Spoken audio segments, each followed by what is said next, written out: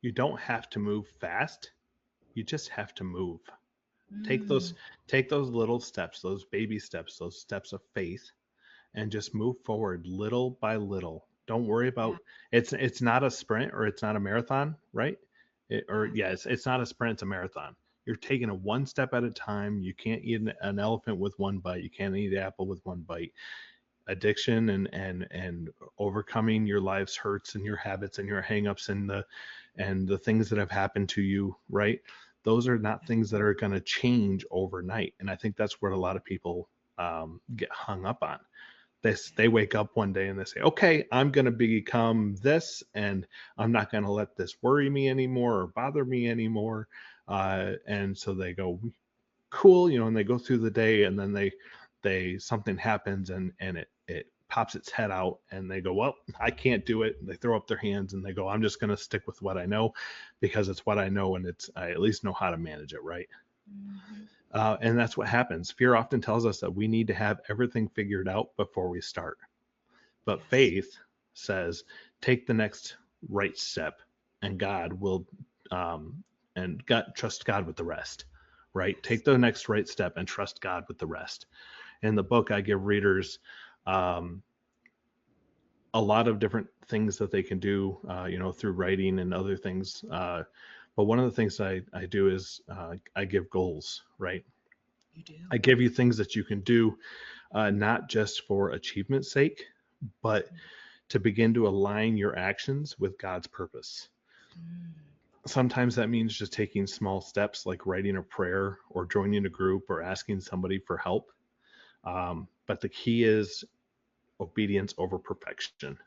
mm, Every small, consistent step that you take in the right direction will build momentum.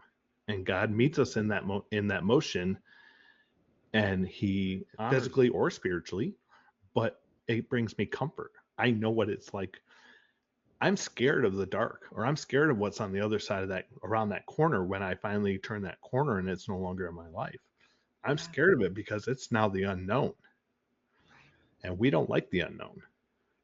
No, we don't. And so I feel. you have to Go let him give you that help, and just put your trust in him that what's waiting for you around that corner, without whatever that is in your life, is better than what you could ever imagine, and is definitely better. If God's telling you to remove it from your life, then I guarantee you whatever uh, is waiting for you around that corner is better than what's in your life. Fear of being shamed or Yeah. being looked down on for having these feelings or these thoughts, then I honestly think the systemic problem of addictions to things like pornography will go away, because that shiny red button effect, that hidden the hidden power, the draw that it has, will lose its Hmm. power, its draw, because now these things that were in the shadows are being brought when you try and do something by yourself. I'm not saying it's completely impossible, but it is definitely 100% harder than it is when you have community in your life and you have those people that you can rely on and depend on to be there for you and have your back when you need it. Internet search, because I wanted to know what this term was, because when he said it, he and all of the other people we were with started laughing and joking about it. And so I thought it was something funny. And so I went home and searched for it, so that next time it happened, I wasn't going to be caught off guard. I would be able to participate in a knowledgeable way and be accepted, right? I wouldn't be rejected. I would be accepted. There's that codependent part of it again. And that night, the the doors to the addiction kind of swung open, and I was introduced to things that I never should have been introduced to, and it took me a long time to remove it, surgically remove it from my life. Yeah. When I read that in the book, in your book. And that just really, that scene, when that whatever that person said in their testimony, that scene just really popped into my mind, um, and I couldn't shake it. And so we Mm, went in, and was talking to some more people that night, and the more I talked about it, the more it just kind of like burrowed itself down into my soul, into my heart. mm, Um, and the biblical part of that just really started taking root in, how so many of us feel like we've done something, or we come from a certain background, or somebody has said whatever it is about us. And because of that, we're defined. We Mm. can't be whatever it is that we want to be because we're letting that whatever hold us back. And so, uh, the more I just continue to sit on that and meditate on it, the more the Spirit just kind of tapped me on the shoulder over and over and over again, to the point where I started writing it. What prompted you to decide to write this book? Yeah. So actually, the full name of the book is actually Blueprint of Becoming: A Practical Guide to Faith, Failure, and Finding Your Way Forward. I just want to Mm. make sure I can get all that really, in. I mean, when you think about changing your stars, right? What we're Mm. really talking about is hope. Okay. Yes. The hope that your past doesn't determine your future. We Yes. all face moments that threaten us, or they threaten to stop us, whether it be shame, fear, addiction, rejection, whatever it might be. But God's plan is never limited by where we've been, right? Yeah. And in my own life, there's been years where I thought I'd ruined my chance to have a better story. uh, but God, He specializes in rewriting stories, and He takes those things that we've done and He uses them for His glory. He turns our mess into a message, as a lot of people like to say. And so when we align our lives with the truth that He speaks over us, and we take those small faithful steps forward, He can completely reorient and change the trajectory of our lives, and really help us change those stars. Well said.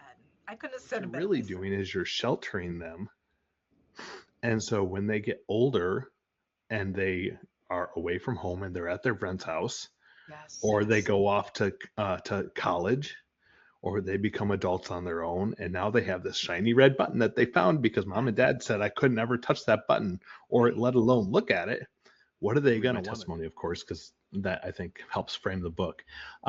But in addition, there's also a free, I've made available a free leader's guide and a free participants guide that you can download as a bundle, that actually turns this book into a 10-week group discussion guide, group discussion.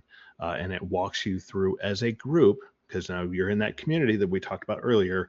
You go through as a group, and start working individually at figuring out your blueprint of becoming and identifying the areas that you probably should change because that's what God's telling you to do. And I make that available free of charge on the website, to help people take their next step into finding their becoming. The hurt I talk about in the book, overcoming the pain of losing my 16-year-old brother to a car accident, Yeah. among so many other things. And I have just seen God move time and time again in my life, and in ways that can only be described as a work of God. It can't be described any other way. And so, um, it has been a long road getting this book from the little nudge in my heart in 2019 to now having a book published and out there for the world. That's where things like accountability, having accountability people in your life too. I mentioned joining a group. you know Part of Celebrate Recovery is not necessarily there for a problem. It's because you need community, right? Yes. Everybody that goes there has admits that they have something that they're dealing with, whether it be they want to remove cheeseburgers from their life, or they want to remove things like alcohol or drugs, or just the pain from somebody hurting them 15-20 years ago. Whatever it is, there's something that needs to be removed. And when you can put yourself in a community of people, whether it be one people or 100 people, that all admit that we're broken. We're humans, we're broken, we're not perfect. It's okay to admit you're not perfect. It's okay to not be okay. Hear me when I say that. When you can admit that, and you surround yourself with people that you can be honest with and you can be vulnerable with, then now you have a support team in your life. So when you're like, hey, I really want this Whopper, right? You can call up your friends and be like, yo, remember I was telling you the other day about that I'm trying to eliminate cheeseburgers from my life. man, I had this craving for a Whopper so bad. Like, and man, I should be getting money from Whopper right now because people are going to be asking, they're going to be going to lining up at Burger King. Uh, but you can call up that person, that accountability person in your life, those people that you've surrounded yourself, be like, hey, remember I was telling you about this? I really want this right now. Can you Yeah. talk to me? Can we just get together, or can you just talk to me until this craving passes, or at least until I go past the drive-through so that I don't turn my car in there? You know, and so that's where the power of community comes in. You know, anything that has to do with changing your life